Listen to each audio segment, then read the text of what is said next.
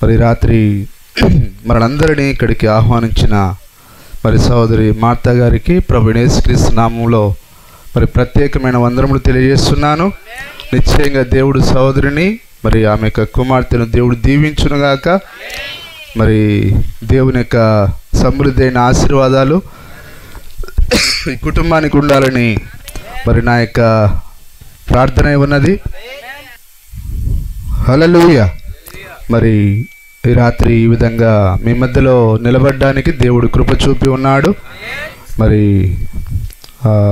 ఉదయం వరకు నాకు మరి ఆరోగ్యం సరిగా లేదు. సరే, దేవుని యొక్క మరి మహాకృపను బట్టి మరి మీ మధ్యలో నిలబడి ఉన్నాను. మరి దేవుడే ఈ స్థలంలో నిలబెట్టి ఉన్నాడని నేను నమ్ముతున్నాను. మరి మీ అందరి ప్రార్థన మరి అదేవిధంగా దేవుని యొక్క కృప ఈ విధంగా ఈ స్థలంలో నిలబెట్టి ఉన్నది. సరే, ఏదేమైనా మనము అది శ్రమైన బాధ అయినా దేవుని యొక్క పనిని మనం తప్పకుండా జరిగించడానికి మనం ముందుగా నిర్ణయించబడి ఉన్నాం. హల్లెలూయా. మరి ఈ రాత్రికాల సమయంలో మరి నేను ఏదైనా మాట్లాడాలని నేను అనుకోవట్లేదు, కానీ మరి దేవుడే సహాయం చేయాలి. మరి ఒక మనుషుడు మాట్లాడితే మనొక మనిషికి ఎలాంటి ఉపయోగం ఉండదు. మనము ఏదో రాజకీయ ప్రసంగం కాదు మనం చేసేది, లేకపోతే ఒక ఉపన్యాసం కాదు, లేకపోతే ఒక 5వ తరగతి పాఠమో 10వ తరగతి పాఠం కాదు. ఇది ఏదో ఒకటి చెప్పి ముగించడానికి, కానీ ఇది దేవుని యొక్క వాక్యమై ఉన్నది. కాబట్టి దేవుని యొక్క వాక్యాన్ని దేవుడే బోధించాలి. హల్లెలూయా. మరి దేవుడు తన వాక్యాన్ని బోధిస్తేనే మనకు ఆ యొక్క తేటగా అర్థమవుతుంది. Praise Lord. హల్లెలూయా. మరి భూమి పైన దేవుని వాక్యాన్ని బోధించేవారు చాలామంది ఉన్నారు. అయితే ఆ యొక్క వాక్యము బోధించబడుతున్న విధంగా బోధించబడట్లేదు. ఎందుకనగా వారు ఏ తీరుగైతే నేర్చుకున్నారో దాని విధానంగానే వారు బోధిస్తున్నారు తప్ప దేవుని యొక్క ఉద్దేశ ప్రకారంగా బోధించేవారు లేరు. అయితే దేవుడు మరి మన కొరకు కొందరు సేవకులను ఆయన ఎన్నుకున్నాడు. ఆయన హల్లెలూయా. దేవుని యొక్క మనసును ఎరిగి, దేవుని యొక్క చిత్తాన్ని ఎరిగి, మరి దేవుడు ఏ ఉద్దేశం కొరకు ఆ మాటను పలికాడో ఆ మాటలను ఉన్నది ఉన్నట్టుగా చెప్పే కొందరు సేవకులను బట్టి మనము దేవునికి ఎంతో రుణపడి ఉన్నాం. హల్లెలూయా. మరి దేవుడు ఎలాంటి సేవకులను కలిగి ఉన్నాడంటే వాక్యాన్ని ఒకటి కలపకుండా ఒకటి తీసివేయకుండా ఆ వాక్యం ఏ ఉద్దేశం కొరకైతే చెప్పబడిందో ఆ నిజమైన ఉద్దేశాన్ని తీసుకుని వచ్చేదానికి ఆయన ఆ ప్రారంభంలో ఆయన 12 అపోస్తులను ఎన్నుకున్నాడు. ఆయన మరి వారికంటే ముందుగా ఆ యొక్క ప్రవక్తలను ఎన్నుకున్నాడు. ఆయన ప్రవక్తలు దేవుని యొక్క వాక్యానికి ఒకటి కలపకుండా ఒకటి తీసివేయకుండా వారికి నేరుగా దేవుని నుంచి ఏ విధంగా చెప్పమని వాక్యం వచ్చేదో అలాగనే వారు తీసుకొచ్చి ప్రజలకు నేరుగా అలాగనే చెప్పేవారు. వారు దాన్ని కలిపి ఈ విధంగా చెప్పి మనం ప్రజలని సంతోషపెడదామని అనుకోలేదు.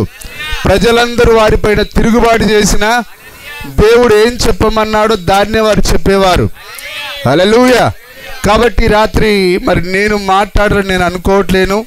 మరి నేను కూడా ఒక నిస్సాయుడను, కేవలం ఒక పాపిని. మరి నా వలన నా ప్రసంగం ద్వారా ఏ మనిషికి ఉపయోగం లేదని నాకు బాగా తెలుసు. మరి రాత్రి దేవుడే మనందరితో మాట్లాడాలని మరి దేవుని వైపు మనం సహాయం అడుగుదాం. ఆయన అన్ని వేళలా సహాయకుడు, ఆయన సహాయుడు, ఆయన హల్లెలూయా. కాబట్టి దేవుడి రాత్రి మీతో మాట్లాడతాడని మీరు నమ్మినట్లయితే, నమ్ముట నీ వలనైతే నమ్మువానికి సమస్తమును సాధ్యమని దేవుని వాక్యం చెప్పింది. హల్లెలూయా. కాబట్టి రాత్రి మనము దేవుని యొక్క వాక్యం చుట్టూ కూడుకొని ఉన్నాము. మరి పీనుగ ఎక్కడ ఉంటుందో అక్కడ పక్షిరాజులు పోగవుతాయని దేవుని వాక్యం చెప్పింది. పీనుగ అనగా దేవుని యొక్క వాక్యమై ఉన్నది. మరి గద్దలు లేదా పక్షిరాజులు అంటే మనమే. హల్లెలూయా. కాబట్టి రాత్రి మనం ఎందుకున్నామంటే దేవుని యొక్క వాక్యాన్ని భుజించేదానికి, దేవుని యొక్క వాక్యాన్ని తినడానికి మనం ఇక్కడ ఉన్నాం. ఎందుకు దేవుని వాక్యాన్ని తినాలి? మరి చాలా రకమైన ఆహారాలు ఉన్నాయి. మరి గోధుమ పిండి ఉన్నది, జొన్న పిండి ఉన్నది, రాగుల పిండి ఉన్నది, మరి వరి బియ్యం ఉన్నది. నిజమేనా? ఈ అన్ని రకాల ఆహార పదార్థాలు ఉండగా మరి ప్రత్యేకంగా వాక్యాన్ని మనం ఎందుకు తినాలి? అందుకొరకే దేవుడు అన్నాడు, మనుషుడు రొట్టె వలన కాదు గాని. హల్లెలూయా. నిజమేనా? ఏ రొట్టెను ఎలాంటి బలమైన ఆహారాన్ని తిన్నా ఒకరోజు చనిపోతావు. కానీ యేసుక్రీస్తు అన్నాడు, నా వాక్యాన్ని తినవాడు ఇక ఎన్నటికీ మరణించడు అన్నాడు ఆయన. మరి అతడు మరణంలో నుండి జీవంలోనికి దాటి ఉన్నాడు అన్నాడు ఆయన. హల్లెలూయా. మరి క్రైస్తవుడు మరణిస్తున్నాడు అంటే క్రైస్తవునికి ఎన్నడూను మరణం లేదు. ఎందుకంటే ఎప్పుడైతే ఆయన యేసుక్రీస్తు నామాన్ని అంగీకరిస్తున్నాడో అతడు మరణంలో నుండి జీవంలోనికి వెళ్తున్నాడు. అయితే ఒక వ్యక్తి యేసుక్రీస్తుని అంగీకరించకపోతే ఆ వ్యక్తి ఎక్కడికి వెళ్తారంటే పాతాళానికి వెళ్తాడు, లేదా అగ్నిగుండానికి వెళ్తాడు. నిజమేనా? హల్లెలూయా. మరి మీకందరికీ ఆ రూఢి ఉన్నదా? మరి ఊరికే ఆమెన్ అనాలి కాబట్టి ఆమెనని అరవకండి. మరి వాక్యాన్ని అనుభవంతో మనం చేర్చుకోవాలి. వాక్యాన్ని చేర్చుకునే ఆ యొక్క అనుభవం మనకు కావాలి. హల్లెలూయా. మరి అనుభవపూర్వకంగా ఎవరైతే వాక్యాన్ని గైకొంటారో వారే చివరి వరకు స్థిరంగా నిలబడతారు. వాక్యమును గురించిన అనుభవం నీ జీవితంలో లేనట్లయితే ఏదో ఒక రోజు నువ్వు ఫెయిల్ అయిపోతావు, ఏదో ఒక రోజు నువ్వు ఓడిపోతావు. మరి యూదా దేవునితో నడిచాడు కానీ అతనికి దేవునితో అనుభవం అనేది లేదు, వాక్యంతో అనుభవం అనేది లేదు. హల్లెలూయా. అందువలన అతడు కేవలము ఆ యొక్క యేసుక్రీస్తును డబ్బు కొరకే నమ్మాడు. అతడు మరి డబ్బు కొరకే అమ్మేశాడు, ఆ డబ్బు కొరకే తన యొక్క ప్రాణాన్ని పోగొట్టుకున్నాడు. అయితే మనం అలాగా ఎరిగేది. మరి ఆ అపోస్తులు ఏ విధంగా ఎరిగారంటే ఈయనే నిత్య జీవం అని ఎరిగారు. హల్లెలూయా.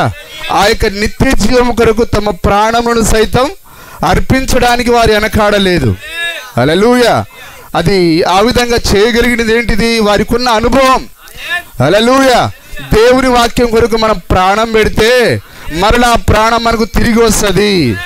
ఆయన అన్నాడా, నా నిమిత్తము తన ప్రాణమును పోగొట్టుకున్నవాడు దాన్ని కాపాడుకొనును. హల్లెలూయా.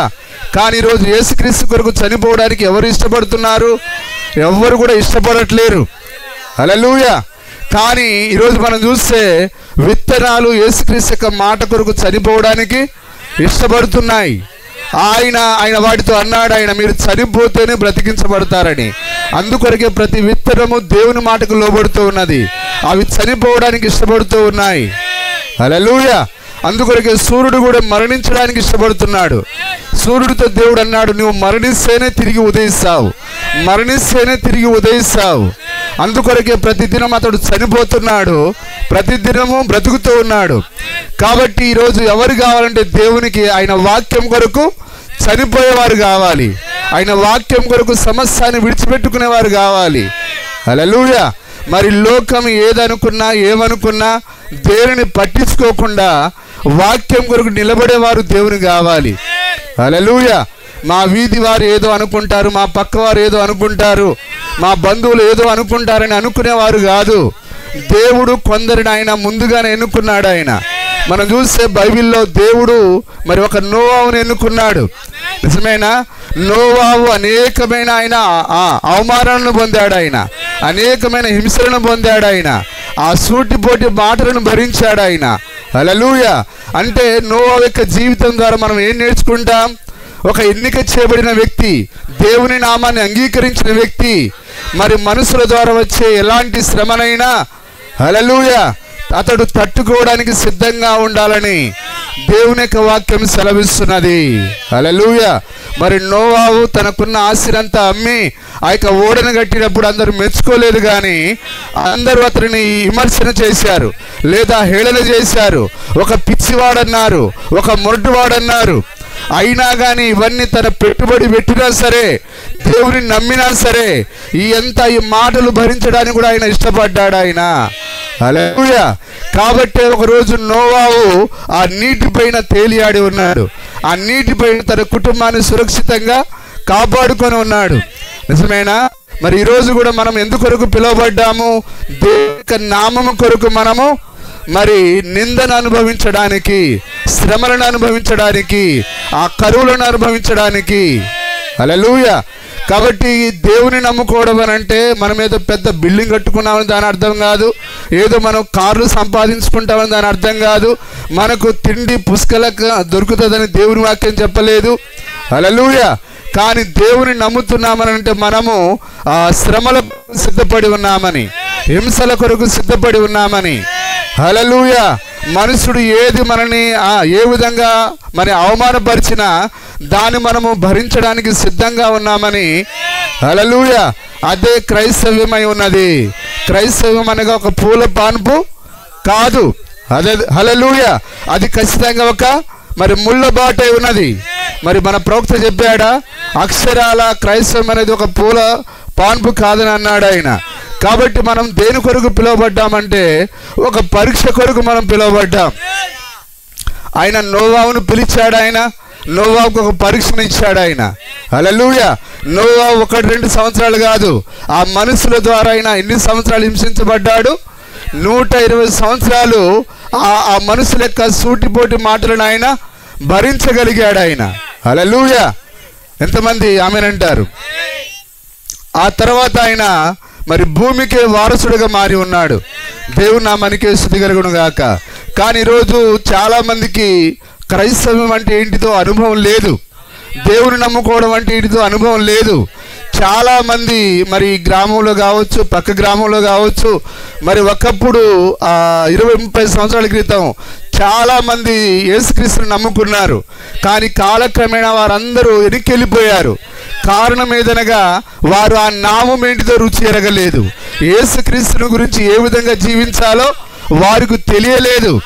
అందుకొరకే చాలామంది తిరిగి వారు ఎక్కడి నుంచి అయితే వచ్చారో తిరిగి మరలా అదే బురదలోనికి వెళ్ళిపోయారు. దేవుని వాక్యం చెప్పింది, కడగబడిన పంది మరలా బురదలోనికి వెళ్ళినట్లుగా, కుక్క తన వాంతికి తిరిగినట్లుగా చాలామంది మరలా యేసుక్రీస్తుని విడిచిపెట్టి మరలా లోకంలోనికి వెళ్ళిపోయారు. కారణం ఏదనగా ఆయన యొక్క నామమును గురించిన రుచి వారికి దొరకనందున. హల్లెలూయా. మరి ప్రపంచంలో ఉన్న ఆహారాల కంటే గొప్ప మాధుర్యమైన ఆహారం ఒకటి ఉన్నది. అదే యెహోవా యొక్క నామమై ఉన్నది. అది ఒక మాధుర్యమైన నామం, అదొక రుచికరమైన నామం అది. హల్లెలూయా. నిజమేనా? అందుకొరకే ఈ వాక్యాన్ని భుజించిన వారు ఈ ఆహారాన్ని విడిచిపెట్టడానికి వారు ఇష్టపడలేదు. Praise the Lord. హల్లెలూయా. మరి కొంతమంది అనుకున్నారు యేసుక్రీస్తుని నమ్ముకోవడం ద్వారా మనకు అధికంగా డబ్బులు రావట్లేదని, లేకపోతే మనం మన బంధువులలో మన పలుకుబడిని చూపించుకోలేకపోతున్నామని, లేకపోతే ఆ పెళ్లిలకు, పేరెంటాలకు, అన్ని కార్యక్రమాలకు మనం పోలేకపోతున్నామని వారు ఆ విధంగా ఐక్య విచారంలో బంధించబడి వారు తిరిగి లోకంలోనికి వెళ్ళిపోయారు. హల్లెలూయా. మరి చాలా మందికి ఇది అనుభవం ఉన్నది. ఒకప్పుడు క్రైస్తవం అనేది చక్కగా యథార్థంగా చేసేవారు. కానీ ఈరోజు యథార్థత అనేది కోల్పోయారు. ఏ క్రైస్తవుడే కానివ్వండి, ఏ మనిషే కానివ్వండి, మరి ప్రతి ఒక్కరు దేని కొరకు పరిగెడుతున్నారంటే డబ్బు కొరకే. హల్లెలూయా. కానీ ఆ డబ్బు వలన ఎలాంటి ఉపయోగం లేదని అక్షరాల ఒక క్రైస్తవుడు అనుభవంతో నేర్చుకోవాలి. నిజమేనా? మరి ఎంతో కోట్ల డబ్బులు సంపాదించిన ఎన్టీఆర్ ఏమయ్యాడు ఈరోజు? నిజమేనా? ఆ యొక్క వైఎస్ రాజశేఖర రెడ్డి ఎక్కడున్నాడు ఇప్పుడు? కొన్ని వేల కోట్ల రూపాయలు సంపాదించాడు. అంటే డబ్బు అనేది ఒక శాశ్వతమైన వస్తువు కాదది. కానీ శాశ్వతమైనది ఒకటి ఉన్నది, అదే దేవుని యొక్క వాక్యమై ఉన్నది. హల్లెలూయా. కాబట్టి దేవుని వాక్యం గురించి నిలబడిన నోవాహు ఇప్పటికీ కొనియాడబడుతూ ఉన్నాడు. దేవుని వాక్యం గురించి నిలబడిన మోసే ఇప్పటికీ కొనియాడబడుతున్నాడు. అతడు ఆ యొక్క మరి ప్రజల కొరకు నాయకత్వం వహించేటప్పుడు అతడు ఎన్నో నిందలు భరించాడు, ఎన్నో అవమానాలు భరించాడు, ఎన్నో రాళ్ల దెబ్బలు తిన్నాడు, ఎన్నో అతడు మరి తన జీవితంలో ఎన్నో శ్రమలను అనుభవించి ఉన్నాడు ఆయన. హల్లెలూయా. అయితే వాటన్నిటిని ఆయన దేని కొరకు నిలబడ్డాడు? దేవుని యొక్క నామం కొరకు అతడు వాటన్నిటిని మరి బైబిల్లో మనం చూస్తామా? అతడు క్రీస్తు నిమిత్తము భరించాడని. అల్పకాలం పాపభోగము అనుభవించుట కంటే క్రీస్తును గురించిన నింద గొప్ప భాగ్యము. హల్లెలూయా. కానీ ఈరోజు అనుభవం లేకుండా వస్తున్నారు చాలామంది.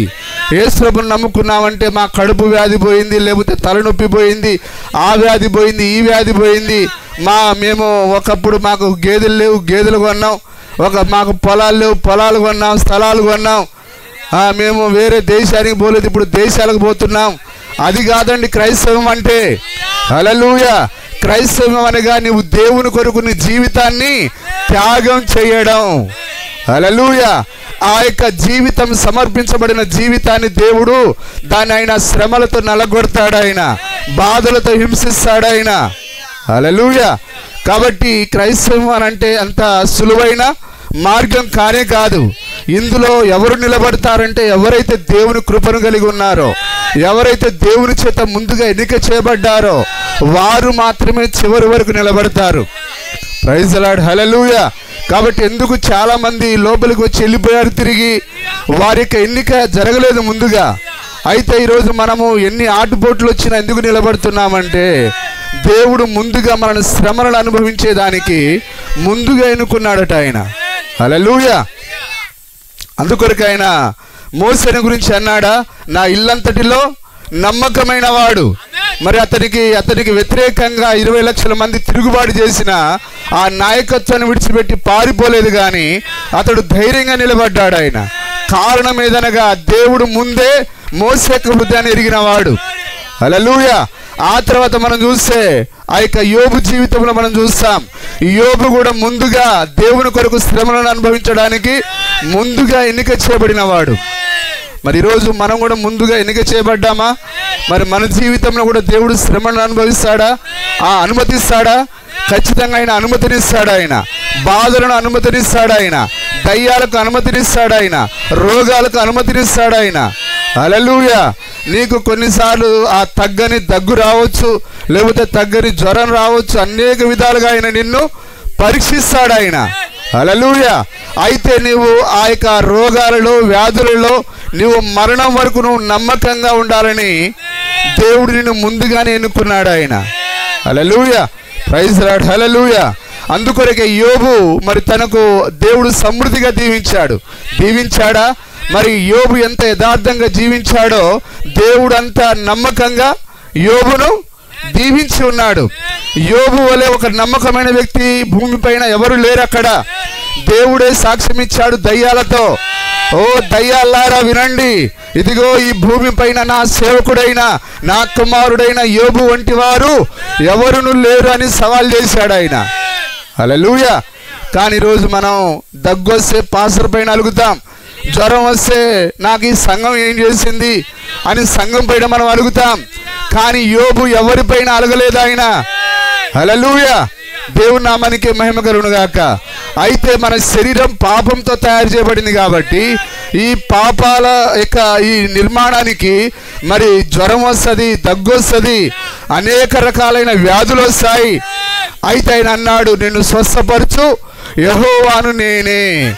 ఆయన ఎన్నిసార్లు స్వస్థతనిస్తే అన్నిసార్లు తీసుకోవాలి.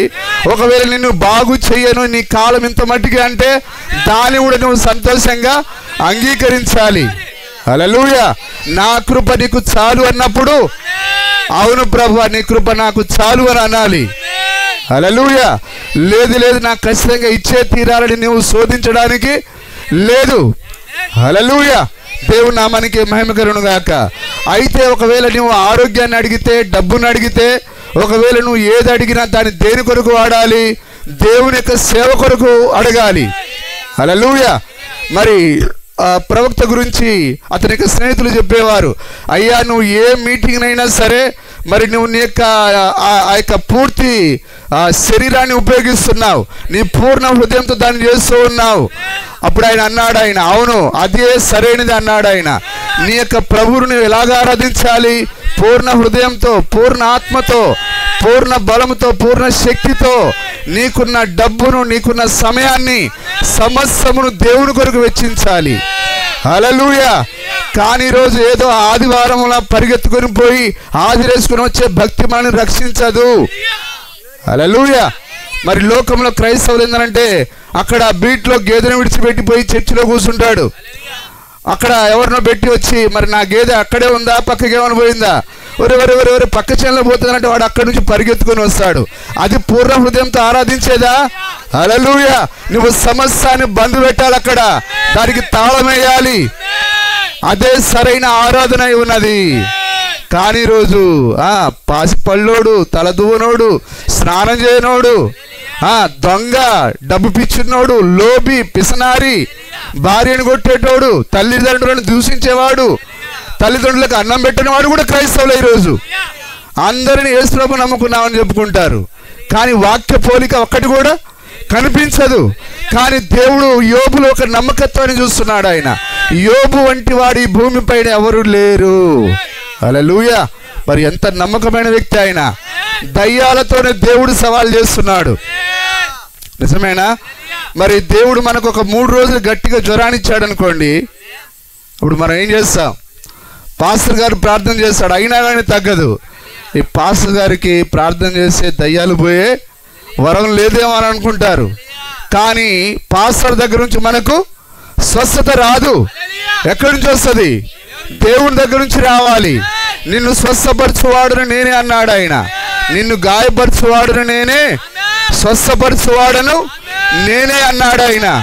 హల్లెలూయా. కాబట్టి మనల్ని ఆ యొక్క మనల్ని గద్దించువాడు ఆయనే, చేరదీవాడు ఆయనై ఉన్నాడు. దేవుని నామానికి మహిమ కలుగునుగాక. కాబట్టి రాత్రి మరి చక్కగా మనము దేవుని యొక్క వాక్యాన్ని మనము అనుభవంతో చేర్చుకోవాలి. అనుభవం లేకుండా దేవుని వాక్యం కొరకు మనిషి నిలబడడం అసాధ్యం. హల్లెలూయా. దేవుని నామానికి మహిమ కలుగునుగాక. ఒకసారి మనం చదువుదాం, ఆ మూల వాక్యాన్ని చదువుదాం. చదవండి. ప్రియులారా, శోధించుటకు.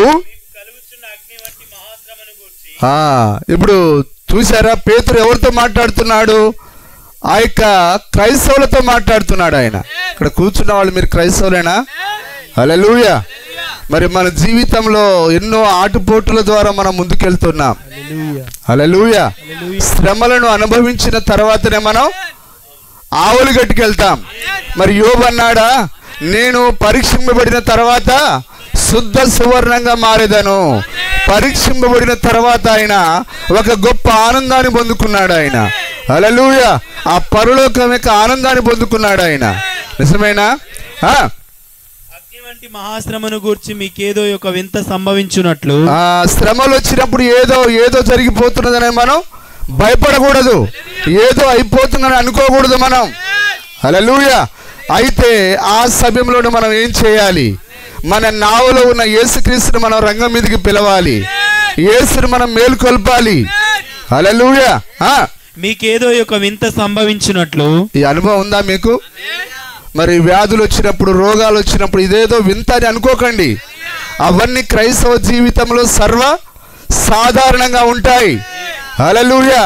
మరి ఒకప్పుడు ఆ యొక్క ఎవరైనా కేసీఆర్ చెప్పినట్టుగా కరోనాతో మనం సహజీవనం చేయాలని, జగన్ చెప్పినట్టుగా కరోనాతో మనం సహజీవనం చేయాలని, అలాగే ఇప్పుడు మనం దేని కొరకు నిర్ణయించబడ్డాం? శ్రమలతో సహజీవనం చేసేదానికి. శ్రమలు అనేవి మనకు కొత్త కాదు, హింసలు అనేవి మనకు కొత్త కాదు. అవి మన జీవితంలో ఒక పార్ట్ అయి ఉన్నాయి. ఒక భాగంగా మనం దాన్ని ఎన్నుకోవాలి. హల్లెలూయా. మీకేదో ఒక వింత సంభవించినట్లు ఆశ్చర్యపడకుడి. అందరూ ఈ రాత్రి వాక్యాన్ని పట్టుకుంటారా? తప్పకుండా మీరు ఈ వాక్యాన్ని పట్టుకుంటే దేవుడు మిమ్మల్ని తప్పకుండా దీవిస్తాడు. హల్లెలూయా. క్రీస్తు మహిమ బయలుపరచబడినప్పుడు మీరు మహదానంతో సంతోషించు. నిజమేనా? ఇప్పుడు ఈరోజు ఆ యొక్క వ్యాధులలో బాధపడుతున్న మనం, దుఃఖంలో బాధపడుతున్న మనము, ఒకరోజు మనకు ఒక మహా ఆనందకరమైన విషయం ఉన్నదని మనమందరం నిరీక్షణతో ఎదురు చూస్తున్నాం. ఆ వ్యాధి లేని, బాధ లేని, ఎలాంటి మరి కరువు ఖడ్గము లేని, ఆ వస్త్రహీనత లేని ఆ యొక్క గొప్ప మహిమ కొరకు మనం ఎదురు చూస్తున్నాం. అది ఈ భూమి పైన లేదు కానీ అది ఆవరిగట్టులో ఉంది. హల్లెలూయా. నిజమేనా?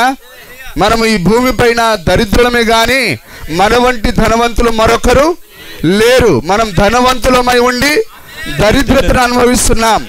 చెప్పండి, ఈ భూమి యొక్క తూర్పు భాగం ఎవరిది? పడమర భాగం ఎవరిది? ఉత్తరం ఎవరిది? దక్షిణం ఎవరిది? ఈ భూమి పైన ఉన్న పంట అంతా ఎవరిది? హల్లెలూయా. అక్షరాల మనదే. అన్ని ఉండి కూడా ఈరోజు మనం దరిద్రతను అనుభవిస్తున్నాం. ఎందుకంటే మనం దాన్ని పోగొట్టుకున్నాం. హల్లెలూయా. అయితే ఒకరోజు మనము ఈ భూమి యొక్క వారసులం మనమే. ఈ భూమి యొక్క ఆ యొక్క సకల ఐశ్వర్యములు మనం పొందుకునబోతున్నాం. అందుకొరకే కొంతకాలం మనం ఓపిక పట్టాలి, ఓర్పును కలిగి ఉండాలి, ఆ శ్రమలను మనం అనుభవించాలి. హల్లెలూయా.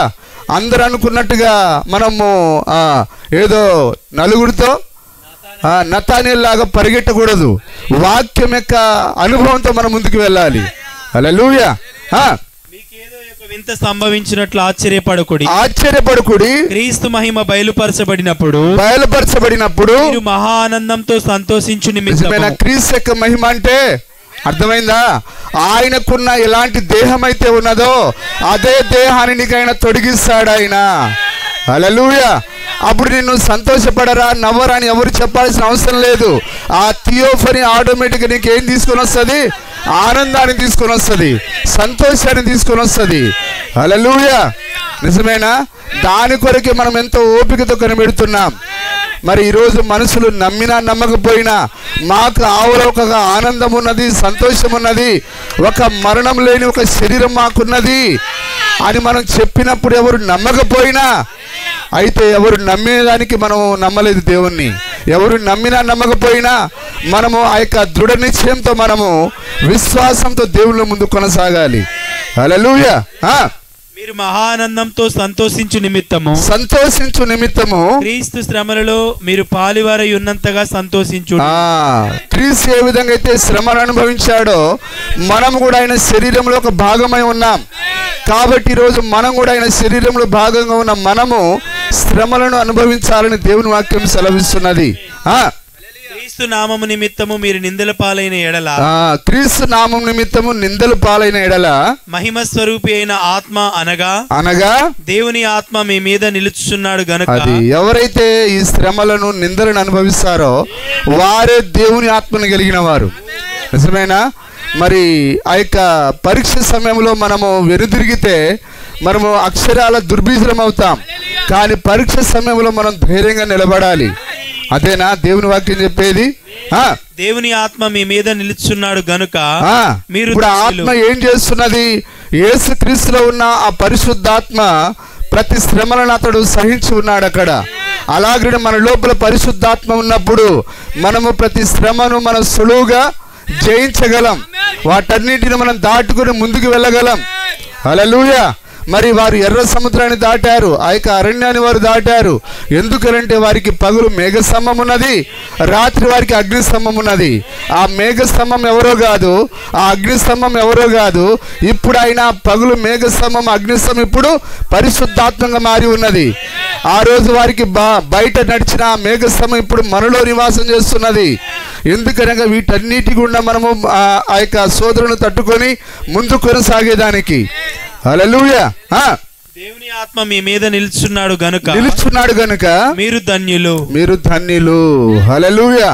కాబట్టి వీటన్నిటిని మనం సహించినప్పుడే మన పైన దేవుని ఆత్మ ఉన్నదని, అప్పుడే మనం ధన్యులమని ఇక్కడ దేవుని యొక్క వాక్యం సెలవిస్తున్నది. హల్లెలూయా. సరే, ప్రవక్త చెప్పిన మరి వర్తమానం నుంచి నేను కొన్ని విషయాలు చదువుతాను, చూడండి జాగ్రత్తగా.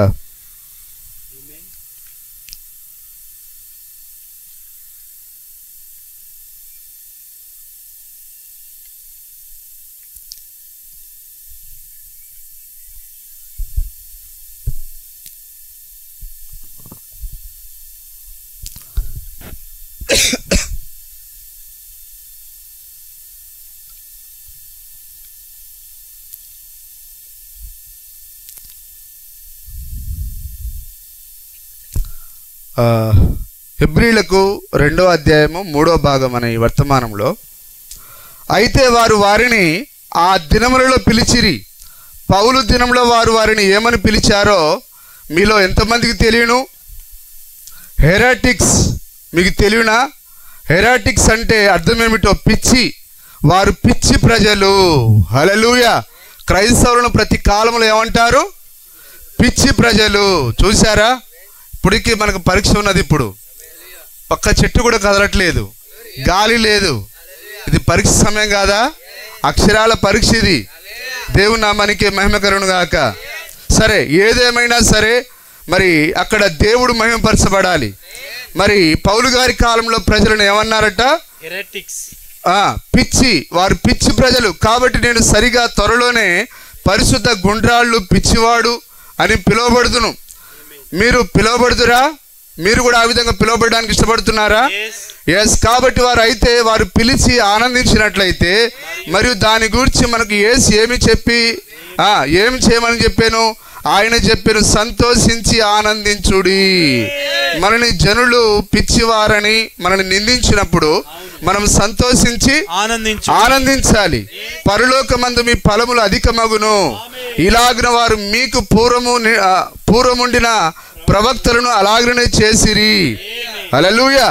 అధికముగా సంతోషించుడి అని చెప్పాను. ఏదైనా అధికముగా అనగా అధికముగా పైకెత్తుట నిజమైన సంతోషం.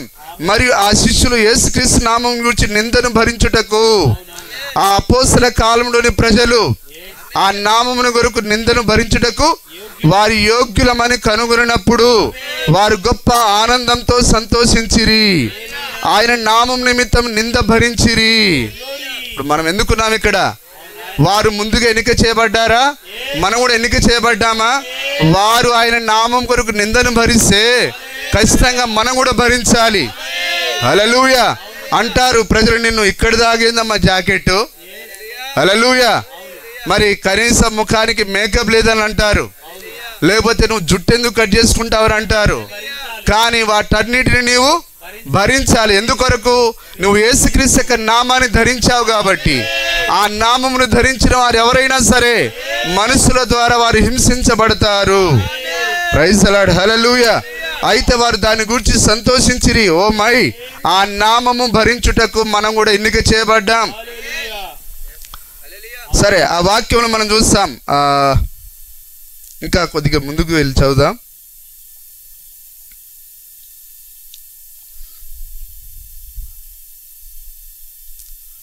గౌరవములనే వర్తమానము 102వ పేర. గౌరవములు. తండ్రి, ఈ రాత్రి మేము సామాన్య జనులం. నిజమేనా సార్? సామాన్య జనులమేనా? నిన్ను మేము సంతోషంగా చేర్చుకొనుచున్నాము. ఇప్పుడు ఎవరు కావాలి దేవునికి? సంతోషంగా ఆయన నామాన్ని చేర్చుకునేవారు కావాలి. Praise the Lord. హల్లెలూయా. నిజమేనా? ఆ రోజు వారు పామరులు, చదువుకుని వారు, వారికి తిండికి లేదు. నిజమేనా? వారికి ఉండడానికి ఇల్లు లేదు. ఏమన్నా సార్ ఉన్నారా ఇక్కడే? అయినా కానీ వారు ఆ నామం కొరకే దీవారాత్రులు జీవించారు. ఒక్క ఆదివారం కాదు, ఒక్క శనివారం కాదు, ఒక్క సోమవారం కాదు, ఒక బుధవారం కాదు. వారు ప్రతిదినము దేవుని కొరకు జీవించారు. ప్రతిదినం వారు సంతోషాన్ని వ్యక్తపరిచారు. క్రైస్తవుడట ఆదివారం హాజరేసుకొని మళ్ళీ అది కూడా వచ్చినప్పుడు కూడా సోయిలో ఉండడు, ఎక్కడో ఉంటుంది మనసు. అట్లాంటి వారు ఎత్తబడడానికి యోగ్యులు కారు. ఖచ్చితంగా దేవుని వాక్యం అది. హల్లెలూయా. దేవుని నామానికి మహిమ కలుగును గాక. చూడండి, నిన్ను మేము సంతోషంగా చేర్చుకొనుచున్నాం. వారు తిరిగి వచ్చుచు సంతోషించినట్లుగానే మేమును సంతోషించున్నాం. అది ఆశ్చర్యకరమైన సంగతి అని ఆలోచించున్నాము. ఆయన నామం యొక్క నిందను భరించగలుగునట్లుగా వారున్నందుకు సంతోషంగా ఉన్నారు. ఎందుకనగా యేసుక్రీస్తు నామం నిమిత్తము శ్రమను అనుభవించు భాగ్యం వారికి దొరికినందుకు. మరి దేవుడు నిన్ను ఎన్నుకున్నాడు. ఆయన, ప్రభువా, నీ గురించి నిందను అనుభవించే భాగ్యం నాకు ఇచ్చావు. ఇట్లాంటి భాగ్యం ఈ లోకంలో ఎవరికి ఇవ్వకుండా నాలాంటి అభాగ్యునికి ఇచ్చావు ప్రభువా, నీకు స్తోత్రం అని చెప్పాలి తప్ప నాకు ఈ అవమానాలు వద్దు, ఈ భారాలు వద్దు అని చెప్పి నువ్వు వెనక్కి తిరిగితే అక్షరాలు నీ కొరకు అగ్నిగుండం కాసుకొని ఉన్నది. అక్కడ అగ్ని ఆరదు, పురుగు చావదు. అక్కడ ఏడుపును పళ్ళు కొరుకుటయు ఉండును. హల్లెలూయా. కాబట్టి రాత్రి మీకు తేటపరచబడుతున్నదా? క్రైస్తవం అనగా ఏంటిదో తేటపరచబడుతున్నదా? ఇదేదో ఒక మరి మాయా కార్యం కాదు. ఇది యేసుప్రభు నమ్ముకోవడం అంటే ఏదో ఒక లేని స్థితి నుంచి ఉన్నత స్థితిలోనికి వచ్చేది కాదు ఇది. హల్లెలూయా. కరువులో నుంచి లేమిలోనికి వచ్చేది కాదు ఇది. మరి ఇదేంటిదంటే పాపంలో నుండి ఆ యొక్క పరిస్థితుల్లోనికి వచ్చేది, మరణంలో నుండి జీవంలోనికి వచ్చేదే క్రైస్తవమై ఉన్నది. దాన్ని ప్రతి ఒక్కరూ గ్రహించాలి. హల్లెలూయా. ఆ ఒకే ఒక ఉద్దేశం కొరకే యేసుక్రీస్తుని నమ్మాలి. మరణం తర్వాత ఒక జీవం ఉన్నది. హల్లెలూయా. ఒకవేళ నీకు బైబిల్ చదవడం నీకు రాకపోతే విత్తనాలను అడుగు. విత్తనమా నీవు చనిపోతున్నావు, నిన్ను సమాధి చేస్తున్నాను అంటే రేపటి 2-3 రోజుల తర్వాత అంటది అది ఇదిగో జీవం ఉన్నది. హల్లెలూయా. సూర్యుడా నువ్వు అస్తమించావు, ఇక నీకు లేదు, ఖతమైపోయిందని అంటే రేపటి ఉదయాన అతడు ఉదయించి చూపిస్తాడు. హల్లెలూయా. ఈ ప్రకృతి ద్వారా నువ్వు నేర్చుకోవాలి. లోకం సూర్యుని ఎవరు నమ్మకపోయినా అతడికి వచ్చే నష్టమేమి లేదు. ఈ విత్తనాలను ఎవడు నమ్మకపోయినా ఆ విత్తనానికి వచ్చే నష్టమేమి లేదు. కానీ దాని యొక్క సంతోషం ఏంటిదంటే దేవుడు నన్ను అనుకున్న రీతిగా నేను ఆయన ఉద్దేశాన్ని నెరవేరుస్తున్నాను, అదే నాకు సంతోషం అనుకుంటున్నది. మనుషులందరూ విత్తనాలు దేని కొరకంటే బొజ్జ నింపుకోవడానికి అనుకుంటున్నారు, కానీ అది ఒక పాఠం. అది సూర్యుడు ఎందుకున్నాడంటే మన పంటలు పండియడానికి అనుకుంటున్నారు, కానీ అతడు ఒక పాఠంగా ఉన్నాడు. హల్లెలూయా. నిజమేనా? సరే. ఎందుకనగా యేసుక్రీస్తు నామం నిమిత్తం శ్రమను అనుభవించు భాగ్యం వారికి దొరికినందుకు వారు సంతోషించిరి. తండ్రియగు దేవా, మేమును ఆనాటి శిష్యులతో చేరి మాకు సంతోషంగా ఉన్నది అని చెప్పుదుము. Praise the Lord. హల్లెలూయా. ఆ అపోస్తలులు చెప్పినట్లుగా మనం కూడా ఆ విధంగా సంతోషంగా మనం చెప్పాలట. దగ్గు వచ్చినప్పుడు చెప్పాలి, తుమ్ము వచ్చినప్పుడు చెప్పాలి, లేవలేనప్పుడు చెప్పాలి. హల్లెలూయా. మరి తిన్న ఆహారం అరగకపోయినా, గ్యాస్ ట్రబుల్ ఉన్నా, ఏ రోగం ఉన్నా సరే ఖచ్చితంగా ప్రభువా నీవే నా సంతోషం అని చెప్పాలి. దేవుని నామానికి మహిమ కలుగును గాక. ఆనాటి పరిశుద్ధ పౌలు వలె ఈ రాత్రి నేను నిలబడి ఉన్నాను. అగ్రిప్ప ఎదుట అతడు నిలబడినప్పుడు ఇలాగెనను, విశ్వాస భ్రష్టత ఉన్మాదమని మీరు అనుచున్న ఆ పద్ధతిలోనే నేను నా పితరుల దేవుని ఆరాధించున్నాను. అయ్యా అగ్రిప్ప రాజా, మరి మా గ్రామ నాయకుడా, ఇదిగో మా గ్రామ ప్రజలారా, మీరు ఏమైనా అనుకోండి, మీరు పిచ్చోడు అనుకోండి, భ్రష్టుడు అనుకోండి, కానీ నేను అదే విధానంలో నా దేవుని నేను ఆరాధించగోరుతున్నాను. హల్లెలూయా. నన్ను అంత తెలివిగా తేలికగా క్రైస్తవునిగా ప్రయత్నించున్నావే అని చివరికి అనుస్థితికి అతడు వచ్చాను. ఈ సంఖ్యలు మరియు బంధకములు తప్ప నీవు నా వలె ఉండవలనని కోరుతున్నాను అతడు అనను. ఓ ప్రైజ్ ది లార్డ్. హల్లెలూయా. మరి కొద్దిగా మనం చూద్దాం. మరి ఆనాటి అపోస్తలులు ఏ విధంగా తమ జీవితాలను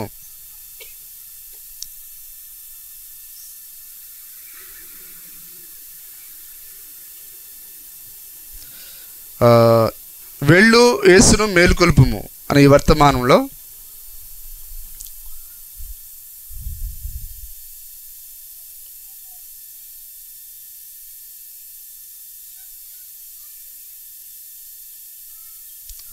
నలభై 42వ పేర, నేడు మనం జీవించున్న దినమును ఎరుగుట ఎంతో మంచిది. ఎరిగారా? మరి వారు ఆ గుర్తింపును చూసి సంతృప్తి చెందిరి. ఎవరు ఏమన్నా ఖాతరు చేయలేదు. వారు చర్చి విశ్వాసులు, నటించు విశ్వాసులు మొదలగు వారిని గురించినది, కానీ వారి మట్టుకు వారు నమ్మిరి. హల్లెలూయా. ఇప్పుడు మనల్ని ఎవరో బలవంతం చేయాల్సిన అవసరం లేదు.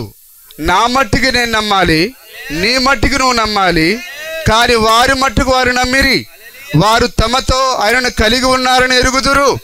ఇప్పుడు ఇక్కడ కూర్చున్న వారు నాతో యేసుక్రీస్తు ఉన్నాడని ఎంతమంది నమ్ముతున్నారు?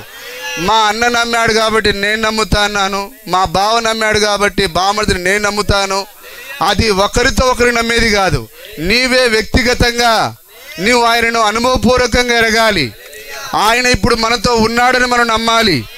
హల్లెలూయా. ఇక్కడ కూర్చున్న ప్రతి వ్యక్తి వ్యక్తిగతంగా ఆయనను కలిగి ఉన్నామని ఎరగాలి. కలిగి ఉన్నారని ఎరుగుదురు. తక్కిన జనులందరూ ఏమన్నా కానీ వారికి లెక్క లేదు. వారు ఆయనను తమతో కలిగి ఉన్నందులకు సంతోషించిరి. Praise the Lord. హల్లెలూయా. ఈరోజు మన ఇంటికి ఒక ప్రధానమంత్రి వస్తే మనం సంతోషపడతాం, లేకపోతే ఒక ముఖ్య నాయకుడు వస్తే మనం సంతోషపడతాం. కానీ ఇప్పుడు మన ఇంటికి వచ్చింది ప్రధానమంత్రి కాదు, లేకపోతే ప్రపంచ నాయకుడు కాదు, లేకపోతే అమెరికా అధ్యక్షుడు కాదు, కానీ ఈ భూమి ఆకాశం యొక్క సర్వోన్నతుడు, మరి భూమిని సర్వాన్ని నడిపించే దేవుడే ఈరోజు మనతో ఉన్నాడు, మన యొక్క హృదయంలో ఉన్నాడు. అయినా ఎలగదేం సార్, సంతోషం ఎక్కడా? హల్లెలూయా. ఒక కట్ట డబ్బులు తీసుకొచ్చి ఇసిరేయి, దాన్ని లెక్క పెట్టుకుంటూ పళ్ళికిలిస్తాడు.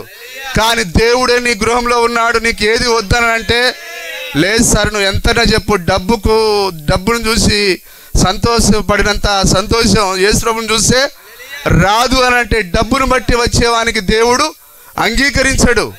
కానీ దేవునికి ఎవరు కావాలి? ఇప్పుడు ఆయన వాక్యాన్ని బట్టి సంతోషించేవారు కావాలి, ఆయన నామాన్ని బట్టి సంతోషించేవారు కావాలి.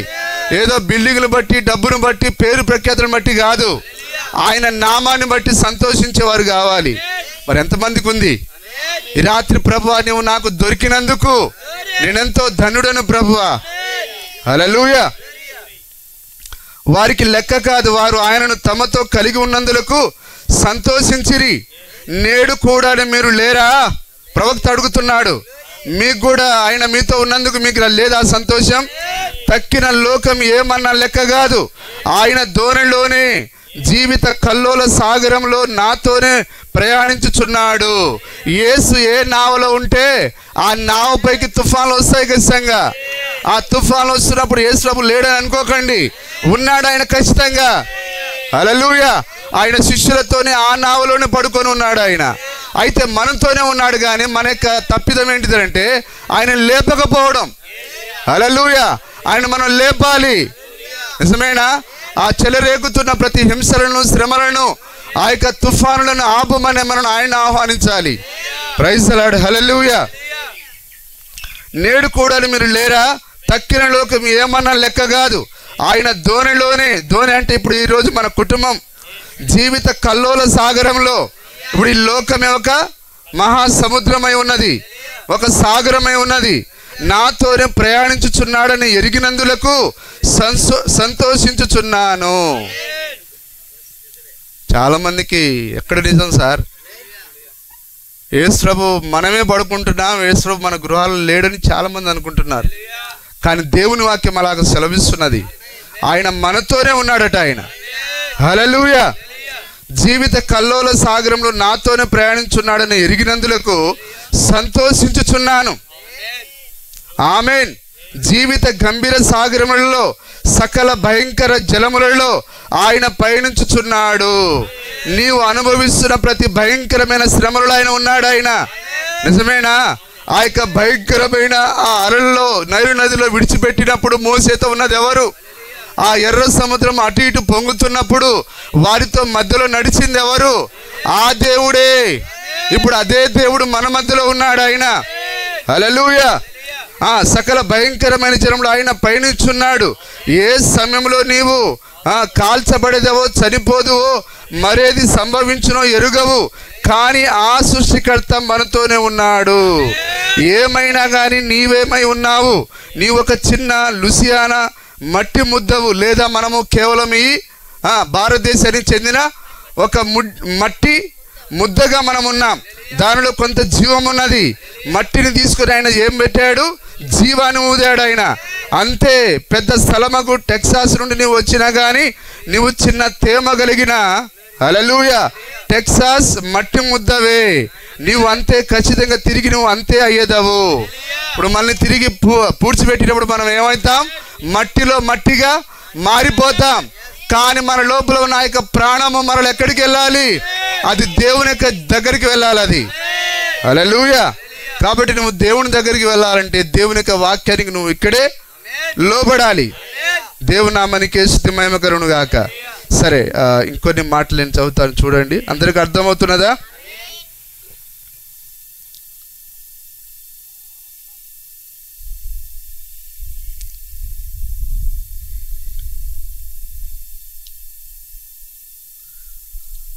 కాలం యొక్క కూడలి 25వ పేర. అబ్రహాము మరియు లోతు జీవించిన మరి ఒక కాలమును చూద్దాం.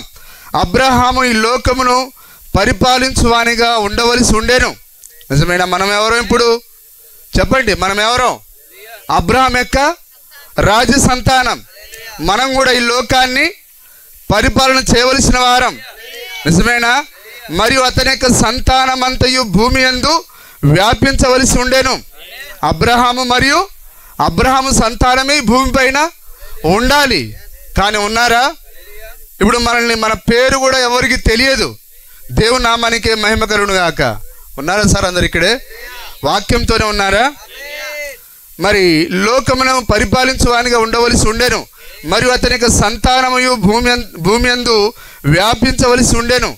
అతని బంధువు మేనలుడకు లోతు అతనితో కూడా ఉండెను. లోతు ఆత్మలో జన్మించుటకు ఎన్నుకొనబడి బయటకు పిలువబడి మరియు ప్రత్యేకపరచబడి జీవముగల దేవుని సంగమునకు సాదృశ్యంగా ఉండుటకు బదులుగా ఈనాడు ఉన్న చల్లని సాంప్రదాయ సంగమునకు ఒక అందమైన సాదృశ్యంగా ఉన్నాడు. అతడు అబ్రహాంతో నిలబడకుండా ఎక్కడికి పోయాడు? పచ్చని పంటలు పండే స్థలానికి, పెద్ద పెద్ద బిల్డింగులు కట్టే స్థలానికి, ఆ మేకప్లు వేసే స్థలానికి, డాన్సులు వేసే స్థలానికి, హల్లెలూయా, వ్యాపారాలు చేసే స్థలానికి వెళ్ళిపోయాడు. కానీ అబ్రహాము నాకేది వద్దు, మాయమైపోతున్న ఈ ప్రపంచం నాకొద్దు అనుకున్నాడు. ఈ మాయా ప్రపంచమే నాకొద్దు అనుకున్నాడు. ఆ మాయా ప్రపంచానికి చాలా దూరంగా జీవించాడు ఆయన. సోదరుడా, ఈరోజు నీవు ఏ స్థితిలో ఉన్నా కానీ నీ కుటుంబాన్ని నువ్వు ఎక్కడ ఉంచాలంటే దేవుని వాక్యం ఎక్కడైతే దొరుకుతుందో ఆ నీళ్లు దొరికే స్థలంలోనే నువ్వు నివాసం ఏర్పరచుకోవాలి. నువ్వు అబ్రహాము కుమారుడు అయితే, కానీ నువ్వు దర్శనంలోని లోతు అయితే ఆ యొక్క డబ్బు మాయలో పడి నువ్వు భార్యను, పిల్లలను, కుటుంబాన్ని పోగొట్టుకుంటావు. హల్లెలూయా. లోతు కేవలం తాత్కాలికమైన దాన్నే చూశాడట. మరి నా లోతులాగా లోకాన్ని ప్రేమించేవానికి ఎవరికైనా సరే అదే గతి పడుతుంది. ఇప్పుడు మన కళ్ళారా మన కళ్ళెదుట మన కాలంలో మనం ఒక రుజువును చూస్తున్నాం. హల్లెలూయా. కాబట్టి లోతు మాయమైపోతున్న లోకాన్ని చూసి దాన్ని కోరుకున్నాడు. కానీ తన భార్యను పోగొట్టుకున్నారన్న సంగతి అతనికి తెలియలేదట. తన కుమార్తెలు చెడిపోతారన్న సంగతి అతనికి తెలియలేదట. హల్లెలూయా. కానీ అబ్రహాము దర్శనం కలిగిన వాడు.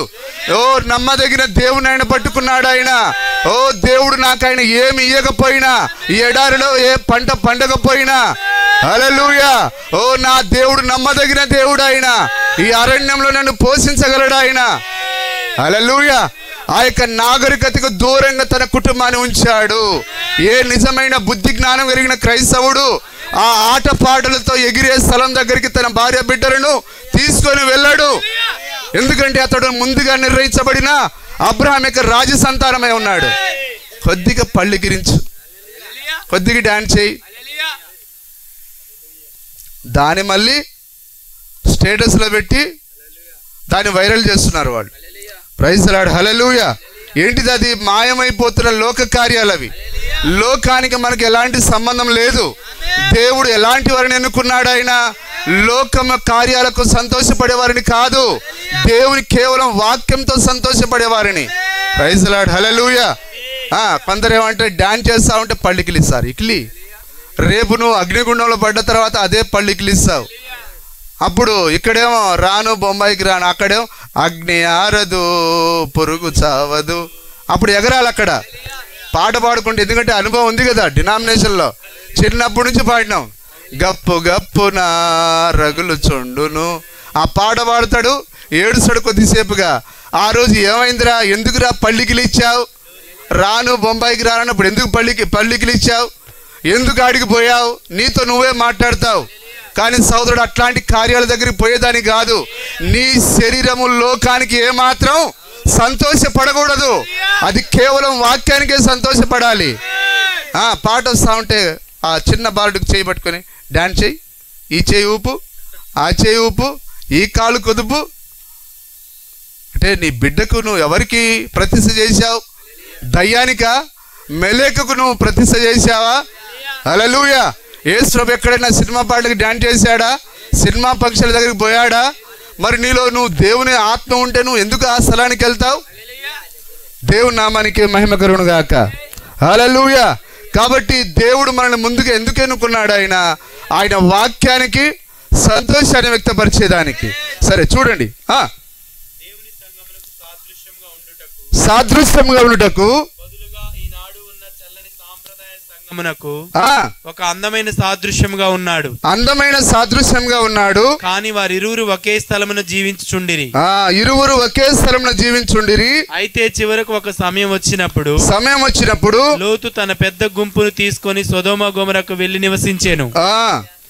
ఎందుకనగా అక్కడైతే వారు ప్రసిద్ధిగాంచుటకు శ్రేష్టమైన భూములను కలిగి ఉండుటకు అవకాశమును కలిగి ఉండవచ్చు. కాని అబ్రహాము దైవ చిత్తమును నిలిచి ఉండి కరువుతో ఉండి భూమిని ఎన్నుకొనెను. అందరూ వింటున్నారా? మళ్ళీ చదవండి ఆ మాటను. కాని అబ్రహాము దైవ చిత్తంలో నిలిచి ఉండి హల్లెలూయా. దైవ చిత్తం అనగా దేవుని సంతోషపెట్టే కార్యక్రమం, దేవుని సంతోషపెట్టే కార్యం. దేవుని యొక్క చిత్తంలో మనం ఉండాలని. చిత్తం అంటే ఏంటి? దేవుని యొక్క వాక్యమే దేవుని యొక్క చిత్తమై ఉన్నది. అబ్రహాము తూర్పుకు పడమరకు మరి ఎక్కడికి పరిగెత్తలేదు, కానీ ఆయన అక్షరాలు ఆయన వాక్యంతోనే నిలబడ్డాడు. ఆయన praise the Lord, hallelujah. Abraham ఒక వేషధారి కాదు, నులివెచ్చని విశ్వాసి కాదు, నటించేవాడు కాదు ఆయన. ఎందుకంటే ఆయన నమ్మకమైన అబ్రహాం ఆయన. హల్లెలూయా. కానీ అబ్రహాము దైవ చిత్తమును నిలిచి ఉండి కరువుతో ఉండు భూమిని ఎన్నుకొనెను. కరువు ఉన్నా సరే అయినా పర్వాలేదు, దేవుని చిత్తమే ప్రాముఖ్యం అనుకున్నాడు ఆయన. అబ్రహాము మరియు అతని అందమైన భార్యకు శారా దేవుని ఆరాధించు క్రమంలో ఆ కరువు భూభాగమునే నివసించిరి. దేవుడు ఎన్నడూ సుఖమైన పూల పాన్పు వంటి సులువైన మార్గమును వాగ్దానం చేయుచున్నాడు. జాగ్రత్తగా. హల్లెలూయా. దేవుడు ఎన్నడను సుఖమైన పూల పాన్పు వంటి సులువైన మార్గమును వాగ్దానం చేయడు. అందరు ఇక్కడ కూర్చున్న వారు అందరు జాగ్రత్త గమనించండి. దేవుడు ఎన్నడు ఇట్లాంటి ఉచిత పథకాలైనా మాకు ఓటేస్తే మీకు పెద్ద బిల్డింగ్ కట్టిస్తాం, అది రాజకీయ నాయకులు లాంటి వాడు కాదు దేవుడు. హల్లెలూయా. దేవుడు ఎన్నడను సుఖమైన పూల పాన్పు వంటి, మరి చంద్రబాబు లాగా తమ్ముళ్ళు మీరు అలసిపోతే చక్కగా పార్క్ లో కూర్చొని కంప్యూటర్ నాకు ఒకసారి చెప్పి చంద్రబాబు లాంటి కాదు మరి దేవుడు. హల్లెలూయా. మరి ఆయన అనేకమైన గాలి మాటలు చెప్పాడు. ఈరోజు తమ్ముళ్ళు ఆర్థిక బడ్జెట్ చూస్తే గుండె తరుక్కుపోతున్నది, మరి చేయలేని పరిస్థితి ఈరోజు. మరి ఆ రోజు ఎందుకు హామీలు ఇచ్చావు? మహిళలకు ఉచిత, మా అక్క చెల్లెళ్ళు ఏ గ్రామానికైనా ఉచితంగా వెళ్ళొచ్చు అని ఆ రోజు అన్నాడు. కానీ ఈరోజు ఏమైంది? బడ్జెట్ లేదు, ప్రాబ్లం అని అంటున్నాడు. అంటే రాజకీయ నాయకుల యొక్క, అంటే తమ యొక్క పేరు ప్రఖ్యాతుల కొరకు ఇట్లాంటి ఉచితమైన గాలి మాటలు పలుకుతారు. కానీ మన దేవుడు అబద్ధం ఆడని దేవుడు. ఆయనలో నువ్వు భూతద్దం పెట్టిన ఎక్కడ కూడా అబద్ధాన్ని కనుగొనలేవు. హల్లెలూయా. దేవుడు ఎన్నడను సుఖమైన పూల పాన్పు వంటి సులువైన మార్గమును వాగ్దానం చేయడు. హల్లెలూయా. అందుకొరకే ఈరోజు అమ్మాయిలు కూడా ఎదవలని నమ్ముతారు. నేనేం లేదు, నువ్వు నా వెనకాల వస్తే నీకు రాణిలాగా చూసుకుంటా అంటాడు. రేపు తీసుకెళ్ళేవాడు నిలువున గొంతు కోసేస్తాడు. కానీ పెళ్ళి అంటే ఏదో బైకుల మీద దిగితే పెళ్ళేది కాదండి. పెళ్ళి అనగా ఒకరినొకరు అర్థం చేసుకునేది. ఈరోజు పెళ్ళిళ్ళకి అర్థం లేదు. పెళ్ళిళ్ళు ఎందుకొరకు జరుగుతున్నాయి? కులం మధ్యలో పెళ్ళిళ్ళు, కట్నాలతో పెళ్ళిళ్ళు, అందంతో పెళ్ళిళ్ళు. దేవుడు అందం పైన పెళ్లిని చేయలేదు. ఒకరి హృదయాన్ని ఒకరు అర్థం చేసుకోవాలి, క్యారెక్టర్ పైన, గుణలక్షణం పైన. హల్లెలూయా. కానీ ఈరోజు పెళ్లికే అర్థాన్ని మార్చేశారు. పెళ్లి అనే మాట తీసేయడం చాలు. ఎంతట కట్నం? బైబిల్లో ఎక్కడుంది కట్నం సంగతి? దేవుడు మొట్టమొదటి పెళ్లిని చేశాడు బైబిల్లో. కట్న కానుకలు ఉన్నాయా? హల్లెలూయా. కానీ ఈరోజు క్రైస్తవులు కూడా కట్నాల దగ్గర కకృతి పడుతున్నారు. అంటే లోకం ఈరోజు ఎందుకు ఒక గమ్యం లేని స్థితిలో ఉన్నదని అంటే వాక్యం తెలియక, యేసుక్రీస్తుని వెంబడించక. నిజంగా ఈరోజు కట్నపు హత్యలు జరుగుతున్నాయి, వరకట్న హత్యలు. ఎందరో అమాయక స్త్రీలు ఈ యొక్క కట్నం ఉచ్చులో చిక్కుకొని ఎందరో చనిపోతున్నారు. ఎందుకు? వారికి బైబిల్ తెలియక. కాబట్టి ఏ కుటుంబమైనా సరే బైబిల్ దగ్గరికి రావాలి. నిజమైన కుటుంబం ఎట్లా ఉండాలో బైబిల్ మాత్రమే చెప్పగలదు, దేవుడు మాత్రమే చెప్పగలడు. ఒక కారును నేను రిపేర్ చేయలేను. ఎందుకంటే ఏ కంపెనీ వాడైతే ఆ కారును తయారు చేశాడో అతడే దాన్ని రిపేర్ చేయగలడు. మన అందరిని తయారు చేసిన వాడు దేవుడే. మనమందరం దేవుని దగ్గరికి వెళ్తే మనము ఏ స్థానంలో ఉండాలో మనకు కరెక్ట్గా ఆయన సరిదిద్ది మనని ఆ స్థానంలో ఉంచుతాడు ఆయన. ఈరోజు లోకం ఎందుకు గలిబిలిగా ఉన్నది, గందరగోళంగా ఉన్నది. హల్లెలూయా. ఈరోజు కులాల మధ్య చిచ్చు, మతాల మధ్య చిచ్చు. మరి ఇదంతా ఏంటిది? ఇదంతా దయ్యం గందరగోళం చేసి ఉన్నది. అయితే మనం వాక్యాన్ని ఎరుగక ఆ యొక్క దయ్యం వెనకాల మనం పరిగెడుతున్నాం. అయితే మానవులందరూ ఇప్పుడు ఎక్కడికి రావాలి? దేవుని యొక్క వాక్యం దగ్గరికి రావాలి. ఇదిగో సమస్త భారం మోయించిన జనులారా నా యొద్దకు రమ్మని అన్నాడు ఆయన. మీకు విశ్రాంతిని, నెమ్మదిని ఇస్తానన్నాడు ఆయన. హల్లెలూయా. ఒక తండ్రి జీవిత కాలం అంతటా కష్టపడి కూలి చేసి ఆ బిడ్డకు అమ్మాయిని కన్నందుకు అతడు హింసపడాలా? ఆ విధంగా మార్చేసింది లోకం. కట్నం కొరకు కాదు, దేవుడు ఉచితంగా ఆమెకు వివాహం చేస్తాడు. నిజమేనా అండి? కానీ ఈరోజు ఆడబిడ్డ పుట్టిందనంటే ఆ ఇంటికి పెద్ద భారంగా మారిపోయింది. ఎందుకు? ఆమె కొరకు వాడు జీవితకాలం సైకిల్ దొక్కి ఆ వ్యాపారం చేసి ఈ వ్యాపారం చేసి అన్ని కూడబెట్టి ఆ వచ్చే అల్లుడికి ఇవ్వాలి. కానీ బైబిల్లో అట్లాంటిది లేదండి. అమ్మాయి అయినా అబ్బాయి అయినా ఒక్కటే. గర్భఫలం యెహోవా ఇచ్చు బహుమానం. కానీ దాన్ని మర్చిపోయింది లోకం. హల్లెలూయా. సరే, చాలా కార్యాలు ఉన్నాయి మనం మాట్లాడాలంటే. సరే, ఏదేమైనా ఈ రాత్రి దేవుడు మనతో కొద్ది మాటలు ఆయన మాట్లాడాలని ఆయన ఏదైతే తలంచాడో మరి అదే మనలో ఆయన జరిగిస్తాడు ఆయన. సరే, ఈ కొద్దిగా మనం చదివి ముగిద్దాం. దేవుడు ఎన్నడూ సుఖమైన పూలపాన్పు వంటి సులువైన మార్గమును వాగ్దానం చేయడు. అన్ని బాగుంటాయి. మీకు ఏ కీడు జరగదు. ఏ శోధనలు మీకు రావు. లేదా మిమ్మల్ని ఏది తాకదు. అట్లని ఎప్పుడైనా అన్నాడు ఆయన? స్టెఫెను రాళ్లతో కొట్టబడి చంపబడుతూ ఉంటే దేవుడు మౌనంగా ఉన్నాడు. అతని సాధారణంగా తన ఒళ్ళో తీసుకొని ఆయన తన గృహానికి తీసుకొని పోయాడు ఆయన. ఆ పాత కాలంలో ఆ యొక్క తల్లుల యొక్క గర్భాన్ని నిలువుగా చీల్చి ఆ బిడ్డలను బయటికి తీసి నేలకేసి కొట్టారు. అయినా కానీ దేవుడు మౌనంగా ఉన్నాడు. ఎందుకంటే వారు పడే హింసల ద్వారా హల్లెలూయా వారికి ఒక మార్గం ఉన్నది. వారికి ఆ నిత్య జీవం ఆహ్వానిస్తున్నది. నిజమేనా? ఏ కీడు జరగదని ఆయన మనకు చెప్పలేదు. ఆయన ఏ సోదరులు మీకు రావు, లేదా మిమ్మల్ని ఏది తాకదు అని అబద్ధపు వర్తమానమును బోధించవద్దు. హల్లెలూయా. మరి సతీష్ కుమార్ ఆడిచ్చినట్టుగా, ఒరే విజయ్, నువ్వు ఒకప్పుడు బైరాగ్య తిరిగేటోడు, ఈరోజు ఏందిరా కార్లో తిరుగుతున్నావు? ఏం లేదురా, ఒక్క వారం సతీష్ గారి చర్చికి వెళ్ళాను, నా జీవితమే మారిపోయింది. ఇదిగో పెద్ద కారు కొన్నాను, బంగ్లా కొన్నాను, ఈరోజు నాకు ఏ కొదవలేదురా. చూడండి ఎట్లాంటి యాడిచ్చాడో. యేసు ప్రభుకు లేదా తెలివి? యేసు ప్రభు తెలివి తక్కువవాడు. యేసు ప్రభు సతీష్ కుమార్ దగ్గర తెలివి నేర్చుకోవాలా. ఇట్లా యాడిచ్చేది ఉంటే యేసు ప్రభు ఎప్పుడో ఈ భూమి మొత్తం ఆయన క్రైస్తవంగా మార్చేవాడు. ఆయన అబద్ధికుడా, యాడు కాదురా క్రైస్తవం అంటే. హల్లెలూయా.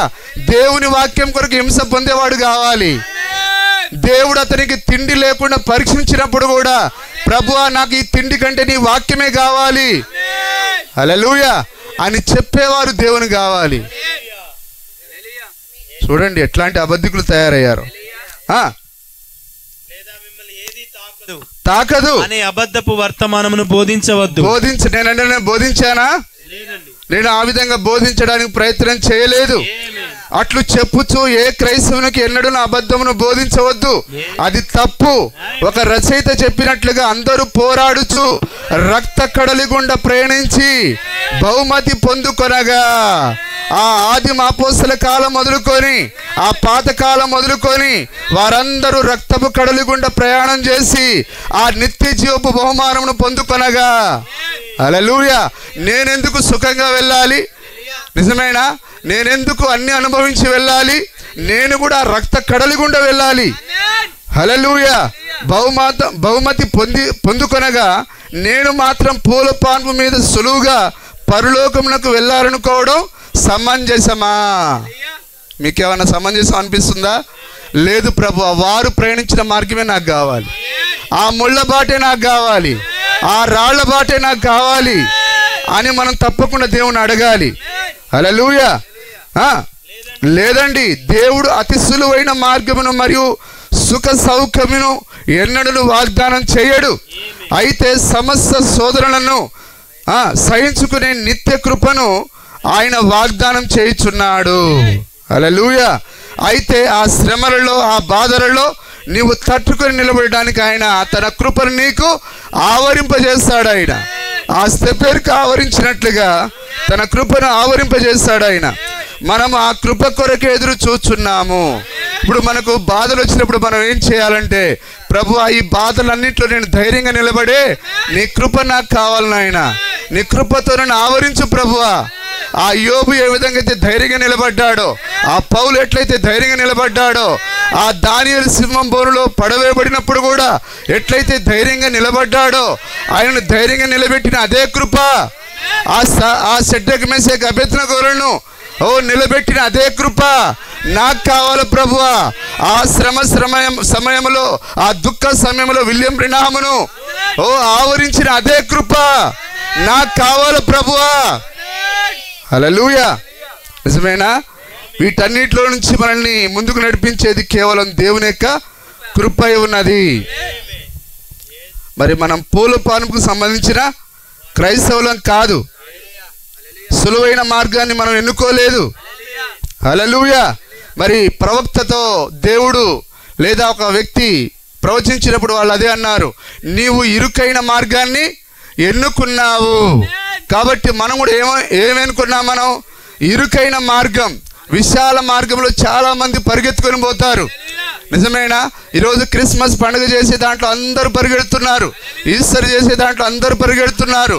అన్ని పండుగలు చేయవచ్చారంటే అందరూ అందులో విశాల మార్గంలో పరిగెడుతున్నారు. కానీ మనం అట్లాంటి పండుగల యొక్క ఆ యొక్క మార్గంలో మనం లేము. కానీ దేవుని యొక్క చిత్తాన్ని మనం చేయాలని ఆ ఇరుకైన మార్గాన్ని మనం ఎన్నుకున్నాం. Praise the Lord. హల్లెలూయా. యేసుక్రీస్తుని నమ్ముకోవడం అంటే ఏదో పండుగ జరుపుకోవడం కాదు, క్రిస్మస్ కాదు, కోడిని కోసుకోవడం కాదు, అదేదో ఆహారానికి సంబంధించినది కాదు. అది నిత్య జీవానికి సంబంధించినది. హల్లెలూయా. సరే, గిలాదు గుగ్గిలము, ఇందులో ఒక మాట నేను చదువుతాను చూడండి.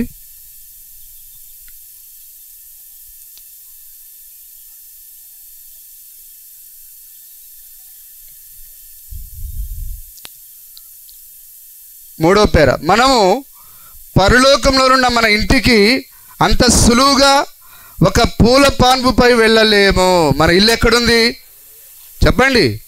మన ఇల్లు అమెరికాలో ఉందా, ఆఫ్రికాలో ఉందా, ఆస్ట్రేలియాలో ఉందా, భారతదేశంలో ఉందా? హల్లెలూయా. అందరూ మాట్లాడతారా? మనము పరలోకంలో ఉన్న మన ఇంటికి అంత సులువుగా ఒక పూల పాన్పుపై వెళ్ళలేం. మిగతా వారందరూ, మరి గిలాదులో గుగ్గిలం మూడో పేర, అంత సులువుగా ఒక పూల పాన్పుపై వెళ్ళలేం. మిగతా వారందరూ ఆ యొక్క బహుమానమును పొందుకొనవలెనని యుద్ధము చేశారు. ఆ నిత్య జీవం యొక్క బహుమానం కొరకు వారందరూ, మోసే ఒక పెద్ద యుద్ధాన్ని చేశాడు, యెహోషువ యుద్ధాన్ని చేశాడు, దానియేలు యుద్ధాన్ని చేశాడు. నిజమేనా? మరి ఆ యూదులు యుద్ధాన్ని చేశారు. మిగతా వారందరూ ఆ యొక్క బహుమానం పొందవలెనని యుద్ధము చేశారు. మరియు రక్తపు సముద్రాల గుండా వారు ప్రయాణం చేశారు. మాకు పాత పాట తెలుసా? హల్లెలూయా. మరియు మనం మన భాగము తీసుకున్నట్టుకు ఇష్టపడుచున్నాము. దేవుని నామానికే స్తుతి మహిమ కలుగును గాక. నేను ఎరుగుదును, 23వ పేర, శ్రమలు శోధనలు వచ్చుటకు దేవుడు ఎందుకు అంగీకరిస్తాడు? నియంత్రణలోనికి తెచ్చుకొని వినియోగించుకుని దేవుని శ్రమలు వాటి నోటిలో ముక్కలు పెట్టి ఆయనకు లోబడినట్లుగా చేయును. మరియు అటువంటి శ్రమలు దేవునితో సమీప సావాసం చేయనట్లుగా చేయును. శ్రమలు ఎందుకు ఇస్తాడు ఆయన? మనం దేవునికి, చెప్పండి, దేవునికి దగ్గర అవ్వడానికి. హల్లెలూయా. ఒక ఉరుముతున్నప్పుడు ఆ చిన్న బాలుడు ఏం చేస్తాడు?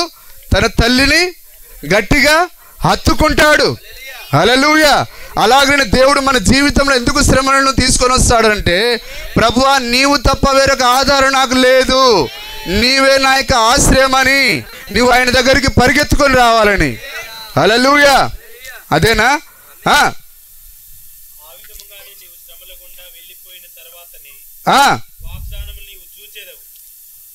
శ్రమలు ఓకే, సమీప సావాసం చేయనట్టుగా చేయను. జలప్రళయం రాకుండా వర్ష ధనుసు లేదు. అతడు అట్టి స్థలానికి నోవాహు బలవంతంగా నెట్టివేయబడిన తర్వాత, తుఫానులో 40 రాత్రింబగళ్ళు వేలాడిన తర్వాత లేదా తేలాడిన తర్వాత చిన్న ఓడ నీటిలో పైకి కిందికి ఊగులాడుతూ ఉండెను. జలప్రళయం అయిపోయిన తర్వాత నిరీక్షణ యొక్క నిబంధన మరియు వాగ్దానపు నిబంధన యొక్క వర్ష ధనస్సు అతడు మొట్టమొదటిగా చూడగలిగాను. హల్లెలూయా. మరి ఓడగట్టంగానే సంబరం కాదు. ఆ ఓడ ప్రతి అలలకు తట్టుకోవాలది, ఆ ఉరుములకు తట్టుకోవాలది. ఆ ఓడ మరి అతడు భూమి యొక్క ఐశ్వర్యం అనుభవించడానికి ముందు ఊగాడు. ఆయన ఇది మునిగిపోతుందా అన్నట్టుగా భయపడ్డాడు. హల్లెలూయా. అన్ని పరీక్షల తర్వాత ఆయన భూమి మీదకి తీసుకొని రాబడ్డాడు. అంత ఈజీనా ఇది? కానీ చాలా సులువైనది ఇది. ఎందుకంటే ఆయన కృప మనల్ని ఆవరించినప్పుడు మనం దేన్నైనా సులువుగా చేయగలం. చేసేది మనం కాదు, జీవించినది నేను కాదుగా, క్రీస్తే నాలో జీవిస్తున్నాడు. మరి క్రైస్తవం అంటే ఈజీ అయిన మార్గం మరొకటి భూమిపైన లేనే లేదు. నా కాడి సులువైనది అన్నాడు ఆయన. Praise the Lord. హల్లెలూయా.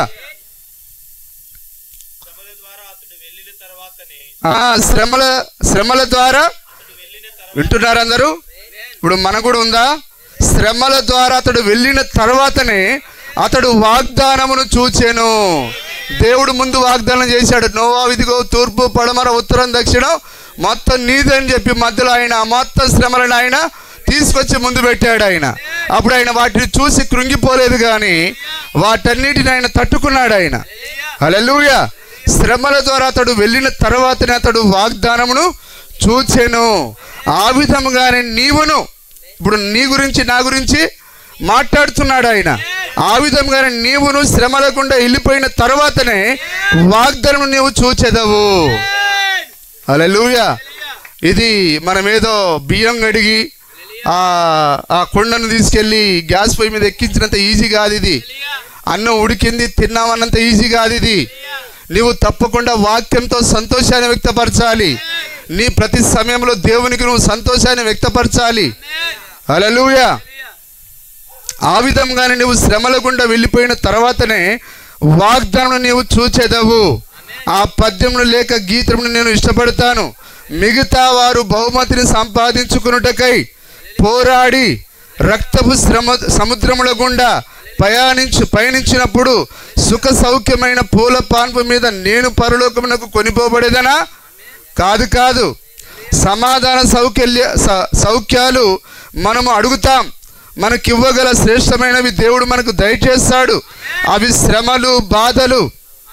హల్లెలూయా. సమాధాన సౌఖ్యముల కంటే అవి శ్రేష్టమైనవి. ఏదట? శ్రమలు, బాధలు శ్రేష్టమైనవి. దేనికంటే?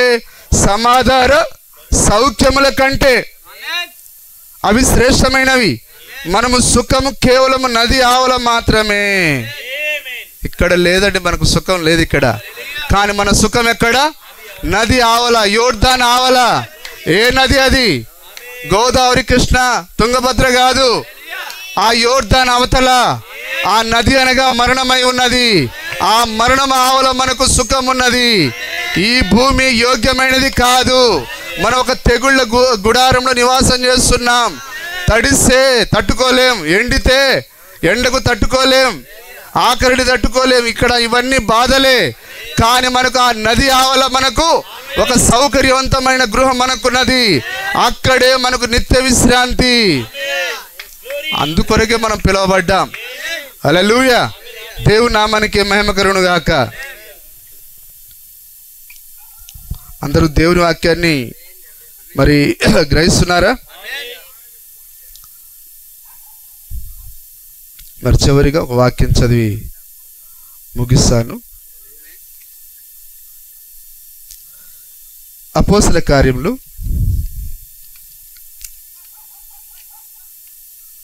8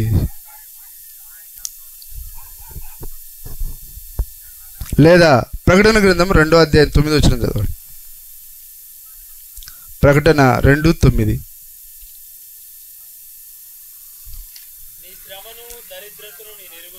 వింటున్నారు అందరూ జాగ్రత్తగా? నీ శ్రమను దరిద్రతను నేను ఎరుగుదును, నీవు ధనవంతుడవే. హల్లెలూయా. ఎందుకు? మనం ముందుగానే వాగ్దానం చేయబడ్డాం. ఈ భూమి యొక్క వారసులం మనమే. కానీ ఇప్పుడు లోకానికి మనం దరిద్రులాగా, ఏమి లేని వారులాగా కనిపిస్తూ ఉన్నాం. కానీ దేవుడు అంటున్నాడు నువ్వు ధనవంతుడవే. కానీ మనకు దాన్ని నమ్మే ధైర్యం మనకున్నదా? ఆ వాక్యాన్ని పట్టుకునే ధైర్యం మనకున్నదా? దేవుడు అలాంటి వారితో మాట్లాడుతున్నాడు. ఆయన నీ శ్రమను దరిద్రతను నేను ఎరుగుదును, అయినను నీవు ధనవంతుడవే. నీవు ధనవంతుడవే. హల్లెలూయా. ఎప్పుడు మనం ధనవంతులము? ఈ శ్రమలన్నీ ముగించబడిన తర్వాత. చదవండి. తాము యూదులమని చెప్పుకొనుచు యూదులు కాక సాతాను సమాజ. దేవుని నామానికి మహిమ కలుగును గాక. కాబట్టి మన యొక్క అందుకొరకే అబ్రహాము ఆ పునాదులు గల పట్టణం కొరకు ఆయన మరి ఎదురు చూచి ఉన్నాడు ఆయన. కాబట్టి మనం కూడా ఇప్పుడు ఈ శ్రమలలో, బాధలలో, హింసలలో ఇప్పుడు మనం ఆ పునాదులు గల పట్టణం కొరకు మనం ఎదురు చూస్తూ ఉన్నాం. ఈ కుటుంబం కూడా దాని కొరకు ఎదురు చూస్తూ ఉన్నది. దేవుడు ఈ మాటలను మనందరి హృదయంలో ఫలింపజేయును గాక. దేవుడు మిమ్మల్ని అందరిని దీవించును గాక.